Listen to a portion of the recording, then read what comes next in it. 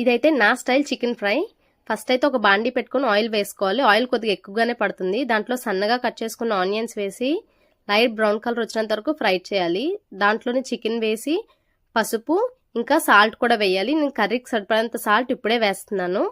ఈ లోపు మనం మసాలా అయితే ప్రిపేర్ చేసుకుందాం. దీనికోసం 2 టేబుల్ స్పూన్ల ధనియాలు, 1/2 టేబుల్ స్పూన్ జీలకర్ర, హోల్ గరం మసాలా దినుసులన్నీ వేసి ఫ్రై చేసుకొని దీన్నైతే పౌడర్ చేసి పక్కన పెట్టుకుందాం. ఈలోపు మన కర్రీలో టొమాటోస్ ఇంకా కారం, అల్లం వెల్లుల్లిపాయ పేస్ట్ కూడా వేసుకొని బాగా ఫ్రై చేసి బాగా మగ్గించుకోవాలి కూరను మొత్తం. తర్వాత కర్రీ అయిపోతుంది అనేటప్పుడు మనం తయారు చేసుకున్న పౌడర్ వేసుకొని దాంట్లోనే కరివేపాకు ఇంకా 2 పచ్చిమిర్చి అయితే చీల్చుకొని వేసుకోవాలి. దీనివల్ల టేస్ట్ మొత్తం యాడ్ అవుతుంది ఫ్రైకి. ఇలా మొత్తం అయిపోయిన తర్వాత కొత్తిమీర వేసుకొని ఇంకా ఆపేయడమే. ఈ ఫ్రై అయితే ఎక్సలెంట్గా ఉంటుంది. ఖచ్చితంగా ట్రై చేయండి. ఎలాగొచ్చిందో కామెంట్ చేయండి.